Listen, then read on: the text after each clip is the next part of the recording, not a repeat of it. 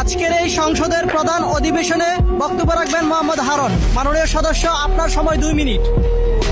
ধন্যবাদ মাননীয় স্পিকার। মাননীয় স্পিকার, আজ আমি সংসদ সদস্য হিসেবে নয়, একজন সাধারণ মানুষ হিসেবে কথা বলতে দাঁড়িয়েছি। সামাজিক যোগাযোগ মাধ্যমে ভাইরাল হওয়া ছোট ছোট নিষ্পাপ শিশুদের মুখ, রামিসা, আসিয়া, তায়েবা, ফাহিমা, দোলা, এরা শুধু নাম নয়, এরা আমাদের বিবেকের আর্তনাদ। মাননীয় স্পিকার, যে বয়সে তাদের হাতে থাকার কথা ছিল বই পুতলার রঙিন স্বপ্নাকার, সেই বয়সে তারা হয়েছে ধর্ষণের মতো এই জঘন্য কাজের শিকার। এই নিষ্ঠুরতা শুধু একটি পরিবারের কান্না নয়, এটি পুরো জাতির ব্যর্থতা। মাননীয় স্পিকার, আজ সারা দেশের মানুষের মনে একটি প্রশ্ন মাননীয় স্পিকার, আর কত শিশু হারালে আমরা জাগবো? কবে এই শিশু ধর্ষণের বিচার পাবো? আর কত মায়ের বুক খালি হলে অপরাধের বিরুদ্ধে কঠোর ব্যবস্থা নেব?